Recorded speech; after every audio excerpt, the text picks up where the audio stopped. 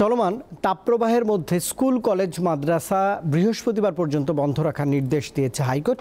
এরই মধ্যে এই নির্দেশনা বাস্তবায়নে নোটিশ দিয়েছে প্রাথমিক ও গণশিক্ষা মন্ত্রণালয়। শুধু মঙ্গলবার মাধ্যমিক স্কুল বন্ধ রাখার নোটিশ দিয়েছে শিক্ষা মন্ত্রণালয়, আর হাইকোর্টের আদেশের বিরুদ্ধে আপিল করার কথা জানিয়েছেন শিক্ষামন্ত্রী।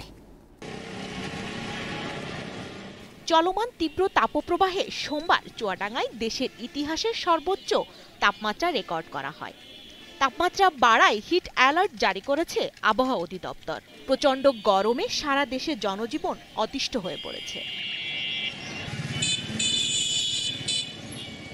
আবহাওয়া অধিদপ্তর বলছে চলমান তীব্র তাপদাহন আরও অন্তত 2 দিন অব্যাহত থাকবে এবং আগামী 24 ঘন্টার যে আবহাওয়ার পূর্বাভাস, এতেও বলা হয়েছে যে বর্তমান যে অবস্থাটা, এই অবস্থাটা অব্যাহত থাকবে।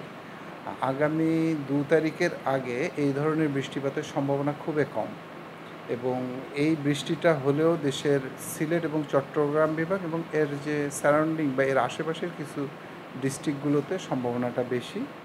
গরমের কারণে 1 সপ্তাহ বন্ধ রাখার পর রবিবার খুলে দেওয়া হয় সব শিক্ষা প্রতিষ্ঠান। কিছু শিক্ষার্থী অসুস্থ হওয়ার পরিপ্রেক্ষিতে সোমবার হাইকোর্ট দেশের সব প্রাথমিক ও মাধ্যমিক বিদ্যালয়, মাদ্রাসা ও কারিগরি শিক্ষা প্রতিষ্ঠান 2 মে পর্যন্ত বন্ধ রাখার নির্দেশ দেয়। বিচারপতি KM কামরুল কাদের ও বিচারপতি খিজির হায়াতের বেঞ্চ স্বপ্রণোদিত হয়ে শিক্ষা মন্ত্রণালয়কে এই আদেশ দেয়। চলমান ভিডিওতে যে আমাদের কর্মী ছাত্ররা আছে তারা অসুস্থ হয়ে পড়তেছে, এবং আজকে বিভিন্ন পত্রিকা এবং মিডিয়া এগুলো আসতেছে যে চলমান ভিডিওতে আসলে জনজীবন বিপর্যয়কর হয়ে পড়ছে। হাইকোর্টের আদেশের পর প্রাথমিক ও গণশিক্ষা মন্ত্রণালয় নোটিশ দিয়ে জানায় আগামী 2 মে পর্যন্ত দেশের সকল সরকারি প্রাথমিক বিদ্যালয়, শিশু কল্যাণ ট্রাস্টের বিদ্যালয় ও উপানুষ্ঠানিক শিক্ষা ব্যুরোর লার্নিং সেন্টারগুলো বন্ধ থাকবে।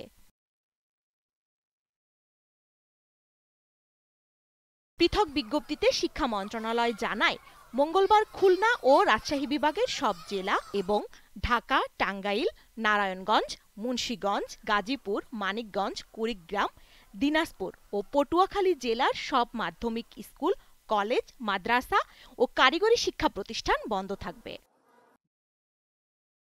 এদিকে শিক্ষামন্ত্রী জানিয়েছেন 2 মে পর্যন্ত শিক্ষা প্রতিষ্ঠান বন্ধ রাখা সংক্রান্ত হাইকোর্টের আদেশের বিরুদ্ধে আপিল করা হবে।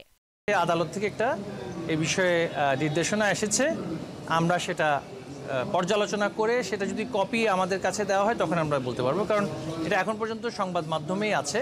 কোনো লিখিত নির্দেশনা পেলে আমরা সেই বিষয়ে সিদ্ধান্ত নিব যথাসময়ে। সোমবার ঢাকায় এক অনুষ্ঠানে শিক্ষামন্ত্রী একথা জানান।